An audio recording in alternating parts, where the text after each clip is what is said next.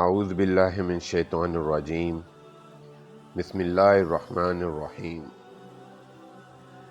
ابتدائے رب جلیل کے بابرکت کے نام سے جو دلوں کے حال خوب جانتا ہے۔ یونیک اسلام انفو کے معزز خواتین و حضرات، دیکھتی آنکھوں اور سنتے کانوں کو مغرب کا سلام پہنچے۔ حاضرین، آج کا موضوع سخن ہے شب قدر کی عبادات۔ شب قدر ہو یا کوئی بھی مبارک رات، اس میں حسب استطاعت جس قدر ہو سکے عبادت کا اہتمام کرنا چاہیے۔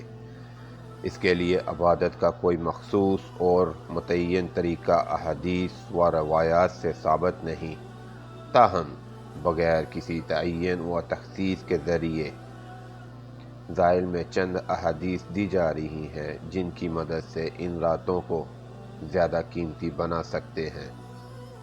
خواتین و حضرات، جیسا کہ آپ جانتے ہیں، اس رات کی عبادت کا سلسلہ نماز مغرب کے فوراً بعد ہی شروع ہو جاتا ہے۔ پہلی ہدایت و توبہ استغفار ہے۔ مبارک راتوں کو قیمتی بنانے کا پہلا طریقہ یہ ہے کہ 2 رکعت صلاۃ التوبہ پڑھ کر سچی توبہ کریں، اپنے گناہوں پر شرمندگی و ندامت کے ساتھ اللہ تعالیٰ کے حضور سے صدق دل سے معافی مانگے۔ چنانچہ شب قدر کے بارے میں حضرت عائشہ صدیقہ رضی اللہ تعالیٰ عنہ نے جب حضور صلی اللہ علیہ وآلہ وسلم سے سوال کیا، یا رسول اللہ، اگر میں شب قدر پالوں تو میں اس میں کیا پڑھوں؟ تو آپ صلی اللہ علیہ وآلہ وسلم نے ان کو کوئی بڑا ذکر یا کوئی بڑی نماز اور تسبیح پڑھنے کے لیے نہیں کہا، بلکہ ایک مختصر اور آسان سی دعا تلقین فرمائی جس میں عفو درگزر کی درخواست کی گئی، اور وہ دعا یہ ہے: اللہم انک عفو تحب العفو فاعف عنی۔ ترجمہ: اے اللہ، تو بہت زیادہ معاف کرنے والا ہے، معافی کو پسند کرتا ہے، مجھے بھی معاف کر دے۔ ان بابرکت راتوں میں سب سے بڑا کرنے کا کام جو عموماً نادانی کی وجہ سے لوگ نہیں کرتے، وہ مخصوص قسم کی خود ساختہ نمازیں پڑھنے کے پیچھے لگ جاتے ہیں۔ وہ یہ ہے کہ اپنے ماضی کی زندگی پر سچے دل سے شرمسار ہو کر آئندہ کی زندگی میں عملاً تبدیلی اور انقلاب لانے کا سچا ارادہ لے کر توبہ اور استغفار کیا جائے۔ یہ عمل مبارک راتوں کی برکت کو سمیٹنے کا سب سے اہم اور سب سے زیادہ نفع مند طریقہ ہے۔ توبہ کی قبولیت کی شرائط۔ گناہوں میں مشغول رہتے ہوئے توبہ نہیں ہوتی۔ توبہ کے لیے گناہوں کو چھوڑنا اور ان سے کنارہ کش ہونا ضروری ہے۔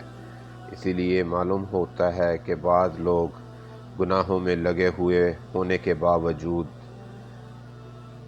توبہ کرتے ہیں، وہ توبہ نہیں بلکہ مذاق ہوتا ہے۔ اپنے کیے پر شرمندہ ہونا، جو گناہ دانستہ یا نادانی میں سرزد ہو چکا ہو اس پر شرمندہ و پشیمان ہونا، یہ بھی تو توبہ کی ایک اہم شرط ہے۔ لہذا گناہ کر کے اس پر خوشی اور فخر کا ہرگز اظہار نہیں کرنا چاہیے، اور لوگوں کے سامنے اسے فخریہ طور پر بیان نہیں کرنا چاہیے جیسا کہ بعض لوگ اس کا ارتکاب کرتے ہیں۔ اللہ تعالیٰ اس طرح کی ہٹ درمی سے بچائے، آمین۔ آئندہ نہ کرنے کا پکا عزم کرنا۔ توبہ کی ایک اہم شرط یہ ہے کہ دل میں آئندہ نہ کرنے کا پکا عزم اور پختہ ارادہ ہو۔ اگرچہ یہ معلوم ہو کہ میں کمزور ہوں اور کسی وقت دوبارہ پھسل سکتا ہوں، لیکن دل میں اس کو عملاً کرنے کا ہرگز ارادہ نہیں رکھنا چاہیے۔ حقوق کی ادائیگی۔ چوتھی شرط یہ ہے، اگر وہ حقوق اللہ یا حقوق العباد سے متعلق ایسا کوئی گناہ ہے کہ جس کی ادائیگی لازم ہوتی ہے تو اس کو ادا کرنا چاہیے۔ مثلاً کسی کا مال دبا کر رکھا ہوا تو صرف توبہ کرنے سے معاف نہیں ہوگا جب تک کہ اس کو ادا نہ کر دیا جائے یا معاف نہ کرا لیا جائے۔ کسی کو تکلیف پہنچائی ہو یا کسی کی حق تلفی کی ہو تو صاحب حق سے معاف کرائے بغیر قبول نہیں ہوگی۔ اس طرح نمازیں نہ پڑھی ہوں، زکوٰۃ ادا نہ کی ہو یا ان کے علاوہ کوئی شرعی فرائض واجبات کی ادائیگی واجب الزما ہو تو توبہ کے ساتھ ساتھ اس کو ادا کرنا چاہیے۔ زندگی میں جو نمازیں ادا کرنے سے رہ گئی ہوں ان کی قضا لازم ہے۔ ان کی قضا نہ کی جائے تو کل بروز قیامت ان کا حساب دینا ہوگا۔ توبہ کی تکمیل کی نیت سے زندگی بھر کی نمازوں کا حساب کر کے پہلی فرصت میں ان کو قضا کرنے کی فکر کرنی چاہیے، اور مبارک راتوں میں نفلی عبادت مشغول ہونے سے بدرجہ بہتر شکل یہ ہے کہ ان قضا نمازوں کو ادا کیا جائے۔ انشاءاللہ اس میں نوافل مشغول ہونے سے زیادہ ثواب حاصل ہوگا، کیونکہ نوافل نہ پڑھنے کا حساب نہیں، جبکہ نمازیں اگر قضا نہ کی جائیں تو ان کا مواخذہ ہے۔ پہلا عمل اوابین کی نماز۔ ایک عظیم عمل مغرب کی نماز کے بعد اوابین کی نماز پڑھنے کا ہے، جس کی کم از کم 6 اور زیادہ سے زیادہ 20 رکعت ہیں۔ آپ کوشش کر کے مبارک رات کی برکتوں کو سمیٹنے اور 20 رکعت ادا کیجیے، ورنہ کم از کم 6 رکعتیں ہی پڑھنے کی کوشش کیجیے۔ اس رکعت میں اوابین پڑھنے پر بھی احادیث کے مطابق 12 سال کی عبادت کا ثواب حاصل ہوتا ہے، لہذا اس سے محروم نہیں رہنا چاہیے۔ اللہ تعالیٰ عمل کی توفیق عطا فرمائے۔ حضرت ابو ہریرہ رضی اللہ تعالیٰ عنہ حضرت محمد صلی اللہ علیہ وآلہ وسلم سے ارشاد نقل فرماتے ہیں، من صلی بعد المغرب ست رکعات لم يتکلم فیہا بینہم سوء عدل اللہ بعبادہ سنان العشر سنات۔ جس نے مغرب کی نماز کے بعد 6 رکعت اور اس طرح ادا کی ان کے درمیان کوئی بری بات نہ کی ہو تو ان کو ثواب 12 سال کی عبادت کے برابر ہوتا ہے۔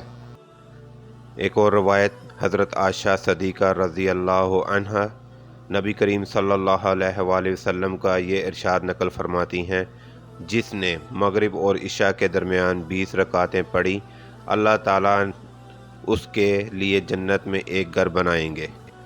ایک اور بہت اہم اور عظیم عمل جس کے بارے میں احادیث طیبہ کے اندر بہت کثرت سے فضائل وارد ہوئے ہیں، صلاۃ التسبیح کا عمل ہے۔ یہ ایسی عظیم اجر و ثواب کی حامل نماز ہے جس کی ادائیگی میں تقریباً 20 سے 25 منٹ لگتے ہیں، لیکن اس کے فضائل اس قدر زیادہ ہیں کہ اگر پورا دن بھی لگ جائے تو سودا مہنگا نہیں۔ اس کی اہمیت کا اندازہ اس بات سے لگایا جا سکتا ہے کہ اس کے بارے میں آپ صلی اللہ علیہ وآلہ وسلم نے فرمایا، اس نماز کو روزانہ پڑھو، روزانہ اگر نہیں پڑھ سکتے تو ہر جمعہ کو پڑھ لیا کرو، یہ بھی نہ ہو سکے تو مہینے میں ایک دفعہ پڑھ لو، اور یہ بھی نہ کر سکو تو سال میں ایک مرتبہ پڑھ لو، اور اگر یہ بھی ممکن نہ ہو تو کم از کم پوری زندگی میں ایک مرتبہ پڑھ لو۔ یہ وہ نماز ہے جس کے پڑھنے سے 10 قسم کے گناہ معاف ہو جاتے ہیں۔ اگلے گناہ، پچھلے گناہ، پرانے گناہ، نئے گناہ، غلطی سے کیے ہوئے گناہ، جان کے کر کیے ہوئے گناہ، چھپ کر کیے ہوئے گناہ، کھلم کھلا کیے ہوئے گناہ، چھوٹے گناہ، بڑے گناہ۔ صلاۃ التسبیح کی برکت سے اللہ تعالیٰ بندوں کے بکثیرت گناہ معاف کرتے ہیں۔ احادیث میں ذکر ہے، ریت کی تعداد سے زیادہ بھی گناہ ہوں تو معاف ہو جائیں گے، سمندر کی جاگ سے بھی زیادہ گناہ ہو تو معاف ہو جائیں گے، ستاروں کی تعداد سے گناہ بھی زیادہ معاف ہو جائیں گے۔ نبی کریم صلی اللہ علیہ وآلہ وسلم نے اپنے چچا حضرت عباس رضی اللہ عنہ کو جب اس نماز کے بارے میں تلقین فرمائی تو انہیں اس نماز کی تاکید بھی کی اور اس نماز کو تحفہ، بخشش اور خوشخبری قرار دیا۔ اسی طرح ناظرین، فرض نمازوں کے بعد سب سے افضل نماز وہ ہے جو رات کے درمیانی حصہ میں پڑھی جائے۔ حضرت ابو امامہ رضی اللہ عنہ نبی کریم صلی اللہ علیہ وآلہ وسلم کا یہ ارشاد نقل کرتے ہیں، رات کے قیام یعنی تہجد کو اپنے اوپر لازم کر لو، کیونکہ یہ تم سے پہلے نیک لوگوں کا طریقہ ہے، تمہارے رب کے قرب کا ذریعہ ہے، گناہوں کو مٹانے والی اور گناہوں سے روکنے والی ہے۔ ایک دوسری روایت حضرت عمرو بن ابسہ رضی اللہ عنہ نبی کریم صلی اللہ علیہ وآلہ وسلم کا یہ ارشاد نقل فرماتے ہیں، بندہ اپنے رب کے سب سے زیادہ قریب اس وقت ہوتا ہے جب وہ رات کے آخری پہر اپنے رب کے سامنے حاضر ہوتا ہے۔ بس اگر تم ان لوگوں میں شامل ہونے کی طاقت رکھتے ہو جو اس گھڑی میں اللہ تعالیٰ کو یاد کرتے ہیں تو ضرور شامل ہو جاؤ۔ ایک اور روایت حضرت ابو سعید خدری رضی اللہ عنہ سے کریم صلی اللہ علیہ وسلم کا ارشاد منقول ہے، 3 آدمی ایسے ہیں جنہیں دیکھ کر اللہ تعالیٰ خوش ہوتے ہیں، ایک وہ شخص جب وہ رات کو نماز میں کھڑا ہوتا ہے، دوسرے نماز پڑھنے والے لوگ جب وہ نماز میں صف باندھتے ہیں، تیسرے جہاد کرنے والے لوگ جب وہ جہاد میں دشمن سے قتال کرتے ہوئے صف باندھتے ہیں۔ آپ صلی اللہ علیہ وآلہ وسلم سے دعاؤں کی دریافت۔ حضرت ابو امامہ رضی اللہ عنہ فرماتے ہیں کہ نبی کریم صلی اللہ علیہ وآلہ وسلم سے دریافت کیا گیا، اللہ تعالیٰ کے حضور دعاؤں میں سب سے زیادہ کون سی دعا سنی جاتی ہے یعنی قبول ہوتی ہے؟ آپ صلی اللہ علیہ وآلہ وسلم نے فرمایا، رات کے آخری پہر اور فرض نمازوں کے بعد مانگی جانے والی دعائیں۔ نبی کریم صلی اللہ علیہ وآلہ وسلم کا ارشاد ہے، میری امت کے سب سے معزز لوگ قرآن کریم کے حافظ اور تہجد گزار ہیں۔